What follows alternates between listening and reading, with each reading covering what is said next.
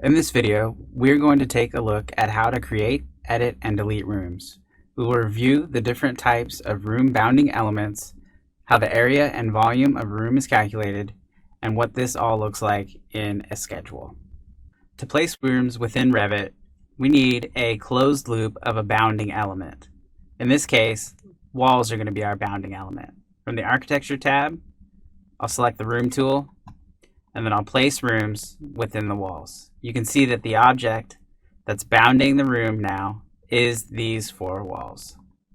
When I place the room, a tag is automatically created. After I place the room, I can change the name,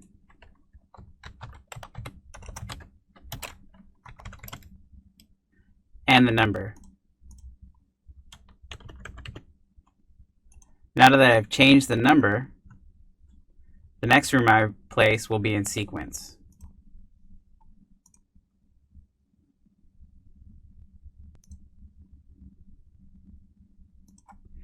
Now, if a room has already been created, I can go in and I can actually pull from a drop-down menu a room that already exists. And this happens if a room was created and then deleted.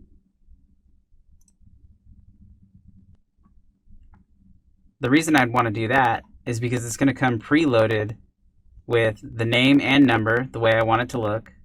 And also, if I look at the room schedule, you can see that exam room 2-4 already has parameters loaded in, like floor finish, base finish, ceiling finish, wall finish, and then even a room style guide that's been added to it. With the room style guide, what I can do is I can add that to the rooms that I just created, the 1201 through 1203. And I know it wants to be exam room type 2. With those being set, I can now see the finishes being applied because that's typical for that exam room type. When we look at a schedule, you'll notice that some rooms are either set to redundant or not placed. From here, we can isolate the rooms that are either redundant or not placed. From this option, we can actually delete the rows if we know that they're not going to be used again, or we can investigate the model and see why it's looking that way. So I can see the numbers are 1008 and 1003. So if I go back to my ground floor, I can see that I have what would be a nursing station here that is also colliding with a patient corridor. And that's because in order to put a room in this space here, what I need to do is I need to use another bounding element, which in our case is going to be the room separator line. So if I draw a room separator to close off this space, I'll now have a bounded element so that I can place a room within this area here. And I'll find the nursing station from the drop down and I can put it in within this area.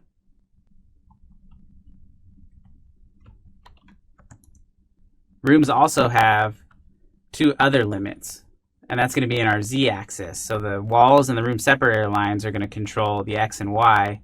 The z, or our third dimension here, is controlled by the upper limit and then limit offsets. So what we've done is we've set it to our level. The upper limit in this case is set to ground floor, which is the floor we're working on, and then an offset is given of 9'8", which says this room is going to take up that much space. And now this is important when we start looking at how things like area and volume are going to be calculated. So if I were to take a look at the room and area calculations, I can actually see how the area and volume are calculated for the rooms. Now, typically volume is not being calculated because it just takes more time. But if I were to turn both of those on, we'll start seeing that here in our properties palette.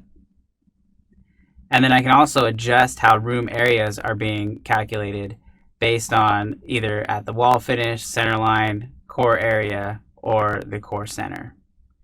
I'm going to leave it at wall finish because that's a typical thing to have. I'll hit OK. And now we can see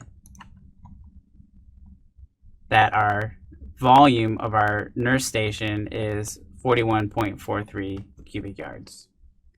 And we can adjust that to be any of the units that we want. If you find yourself in a situation where there's a group of objects that you want to constantly be selecting and editing the parameters for, a good way to do that would be to set up a selection set. The example I'm going to use here is these exam rooms. Because these exam rooms will have different parameters based on the finishes that might be applied or the departments they're being assigned to, it'd be helpful for me to have them easily selectable at any moment in time. What I'm going to do is I'm going to take a crossing and I'm just going to go ahead and select across all of these rooms here. And you may notice that I am also picking some walls, and that's fine because what we'll do is we'll use filter. I'm going to hit check none, and I'm just going to make sure I have rooms selected, and I'll hit OK. You can see all of these rooms here are selected. These are the exam room 2s here. And what I could do is I could actually click save under selection, and this will save the selection set so that I can load it in later. I'm going to call it exam 2 and hit OK. Go to my manage tab. I can find selection, click load, pick the exam 2 selection set I created and hit OK. And now I have my exam rooms selected as indicated. From here I can go through, I can change the room style or any of the other parameters like the department, any of these things very easily, and I can easily reselect them whenever I need to.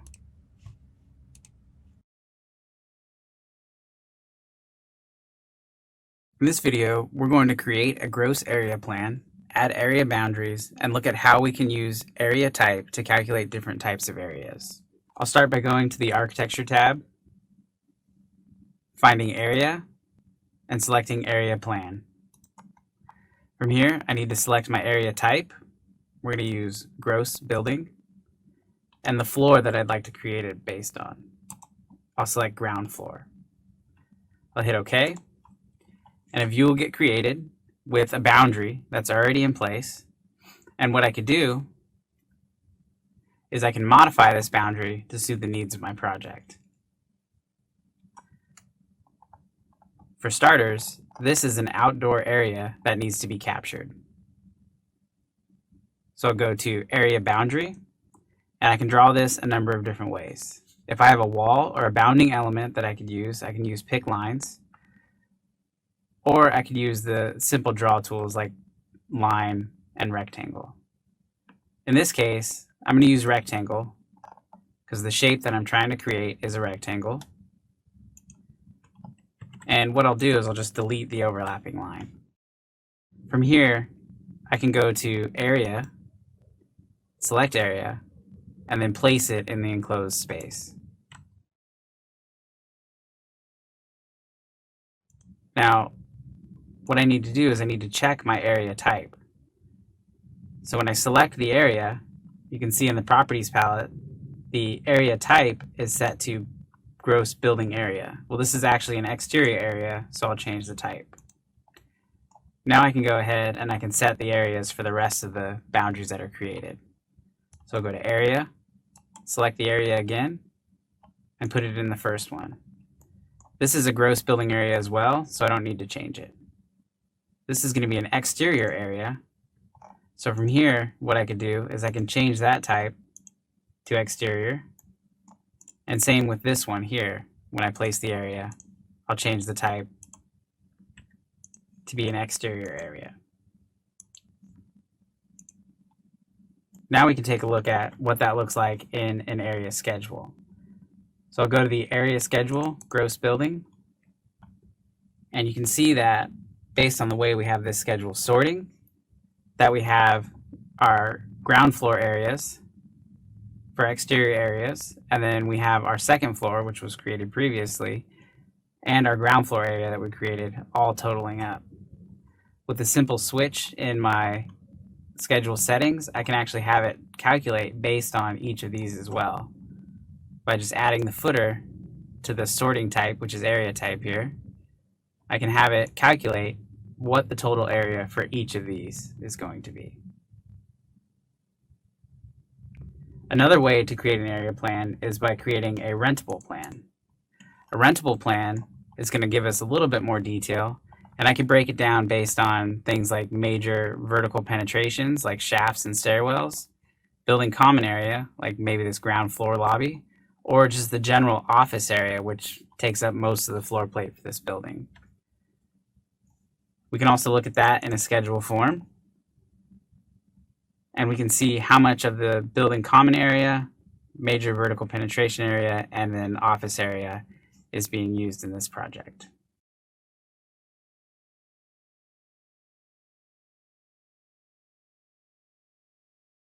This video will include the techniques required to create a furniture floor plan. We will be using duplicate with detailing, placing components, making a model group, and creating a view template. The first thing that we want to do here is create the actual view. To do that, I'm going to do duplicate with detailing on the ground floor floor plan. I'll right click on the view, duplicate view, and duplicate with detailing. So I don't confuse this with any other view, I'm going to go ahead and rename it right away. I'll right click, go to rename. I'm going to call this ground floor furniture.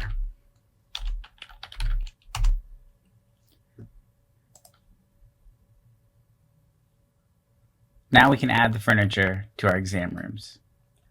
To add the furniture, I'm going to go through and use the component tool from Architecture, Component, and then we'll find the components we want to use from the type selector. The first one is going to be the equipment, bed, stretcher, and I'll go ahead and place this in the first room.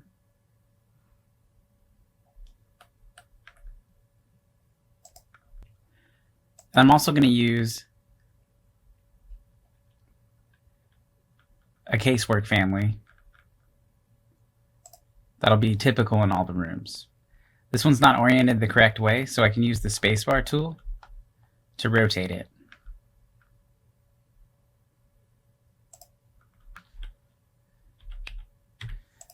Now that I have the two pieces of furniture placed, I can select them both and add them to a model group. I'll start by selecting the bed, holding down Control and clicking to select the casework, and then I'll create a group. I'm going to call this group exam room because this is going to be the typical layout for all my exam rooms. Now that I have the model group created for the exam room, I can go ahead and I can place this in the other rooms.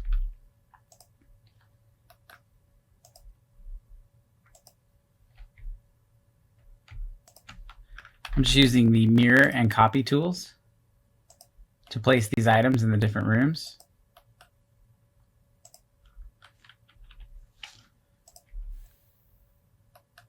The next thing we'll do is we'll take a look at our ground floor regular floor plan, and you can see these elements are still shown here. What I could do is I can turn off those categories in this view so that they don't show, but then I can have them set to show in the other one. Visibility and graphic overrides, I can turn off casework and specialty equipment and furniture systems, because those are the elements that I'm going to want to show in my furniture or my equipment plan. Back to my furniture plan, what I can do is I can go ahead and now I can create a view template that is specific to this view. I'll go to the View tab. On the left-hand side, you'll see View Templates, and then I'll say Create Template from Current View, and then I'll give it a name.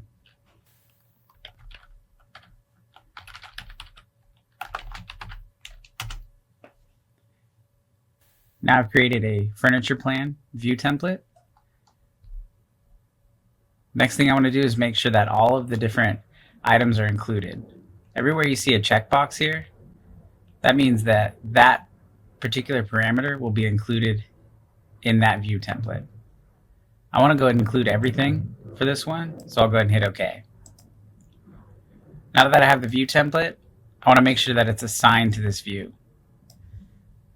In the view properties, under identity data, you can see here view template says none. I'll go ahead and click on that, select furniture plan, and hit OK.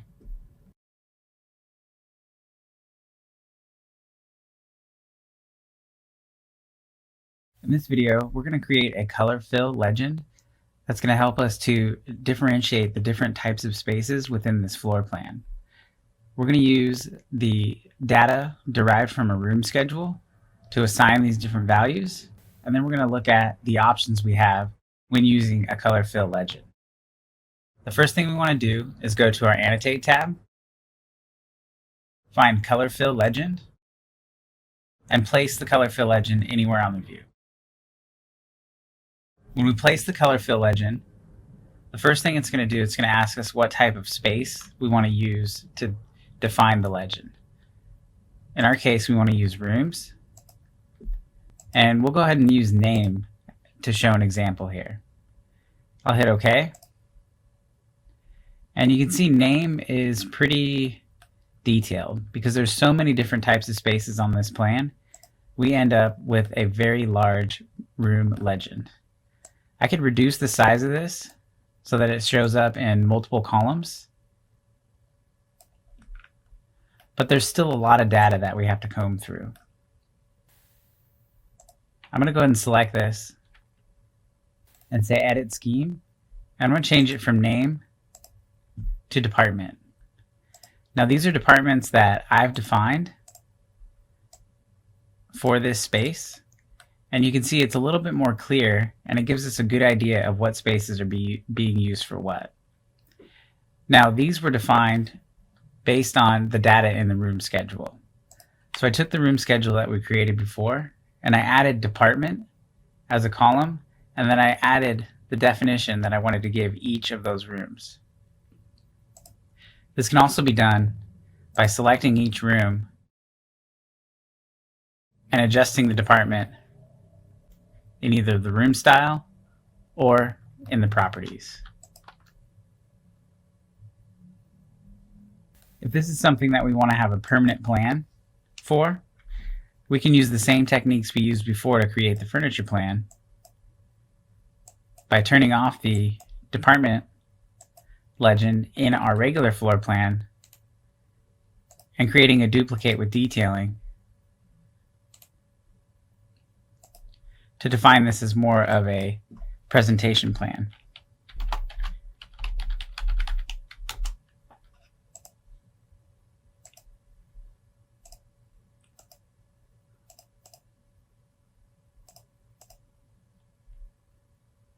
Now I can have a plan that's specific for my color fill legend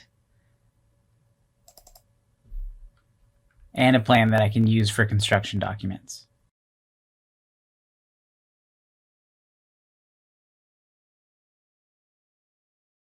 In this video, we're going to take a look at duplicate as a dependent as a method that we can use to create area plans so that we can increase the scale of our view and still keep it on one sheet.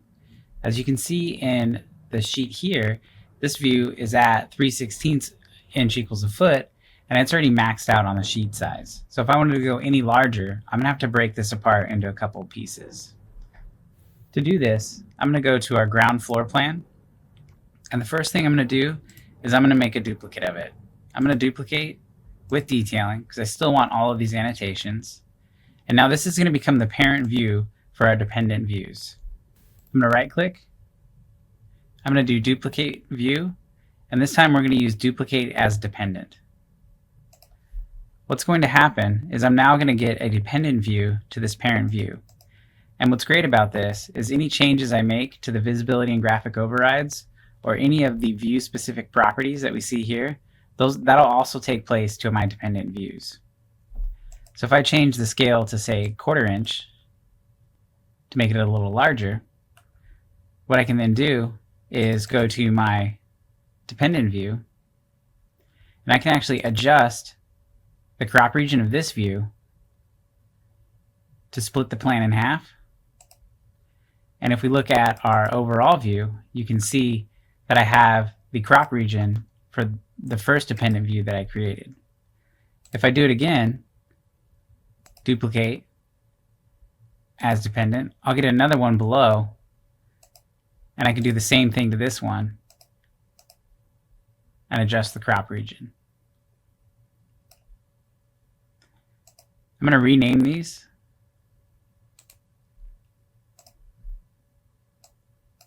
Calling this one Area A. And I'll call the other one Area B.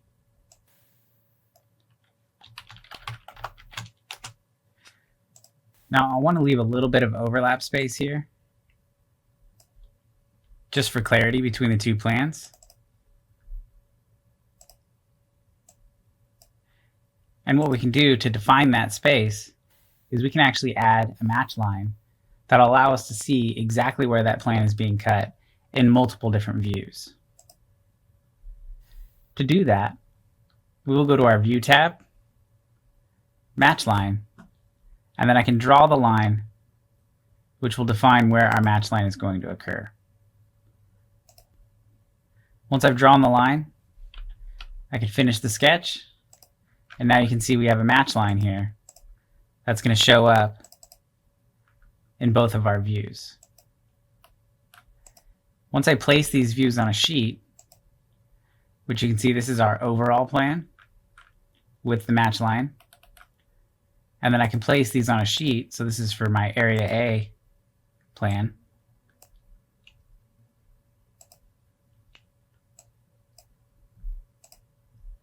And then I can put Area B on the Area B sheet.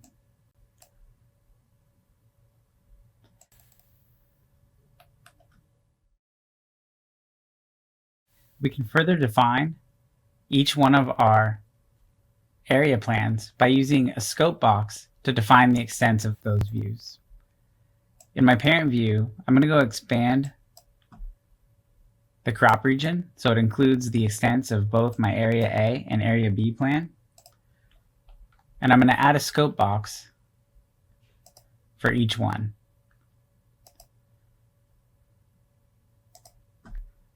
This scope box can have a specific name. I can call this one Area B. And the reason I'm just calling it Area B is because I can use this for my upper and lower levels as well, so I don't have to create multiple scope boxes. The extents of this view can be associated with that scope box so that they're the same all the way across the board. With the crop region selected, I can go ahead and I can change the scope box from none to Area B, and now that crop region is going to associate itself with that scope box.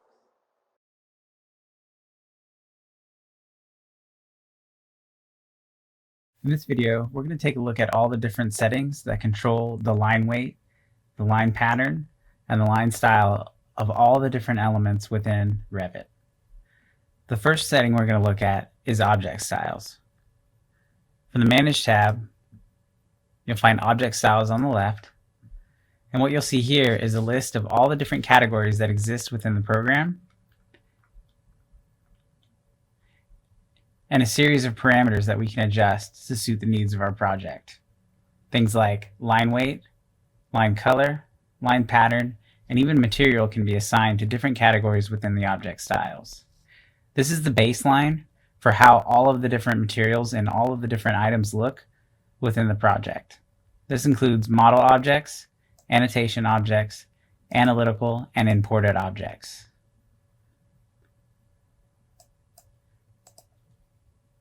Each one of those is defined based upon different line styles, line weights, and line patterns.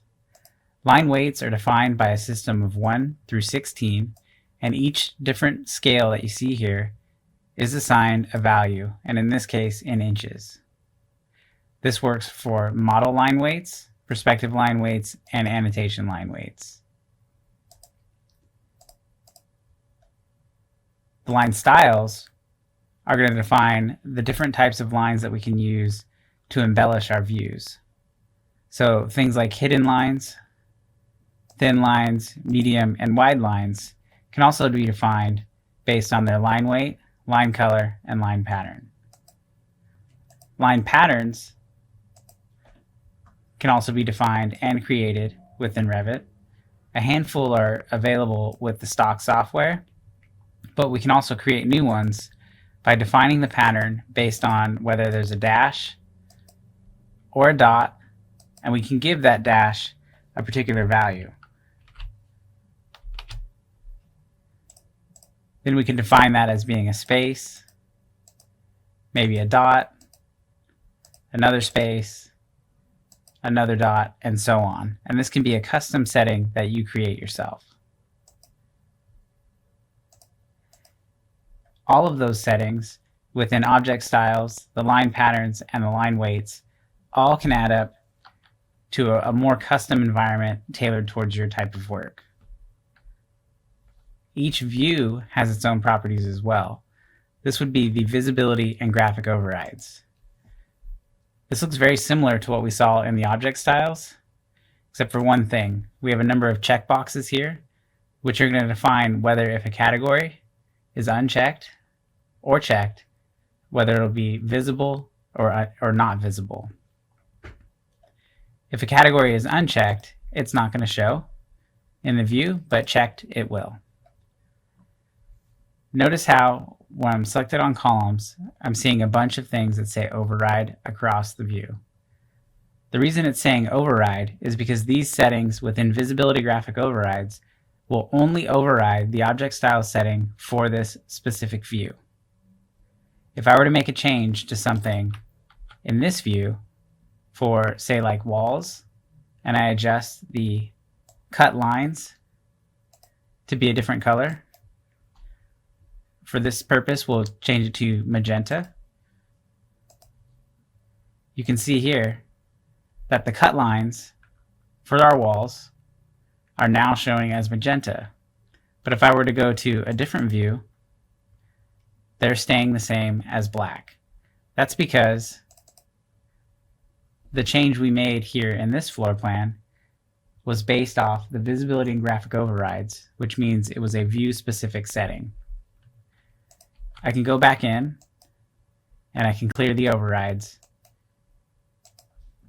so that it's back to the object style settings. Another way that I can override the object style settings is by element. I can right click on an object, I can override it in view, I can hide it in view, and I can even change it based on just its element. So if I wanted to change just the cut lines for that particular wall, I could do that as well. And this change is only going to occur to the selected object.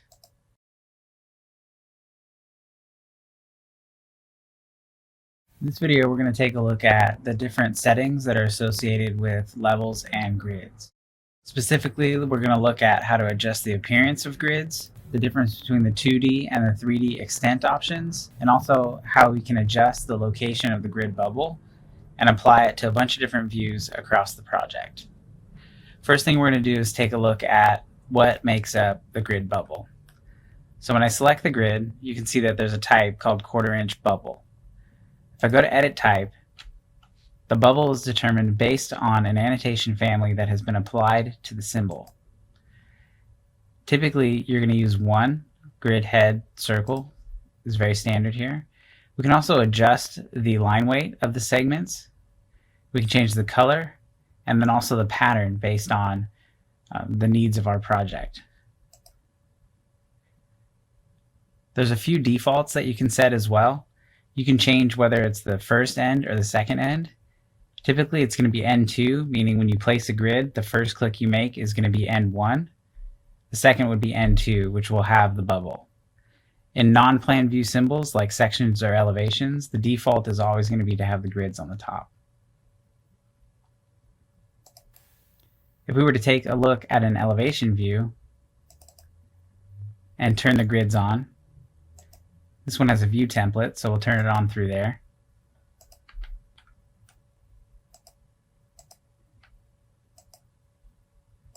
You can see that the grids are going to run vertically through the view. And when I select one, there's this option for a 2D or a 3D extent. So we're going to look at grids 6 and 7 specifically here. What I'll do is on grid 7, I'll change the extent from 3D to 2D, and then I'm going to drag it so that it's sitting above the view. I'm going to do the same thing for grid line 6, but instead I want to make sure that this one is set to its 3D extent.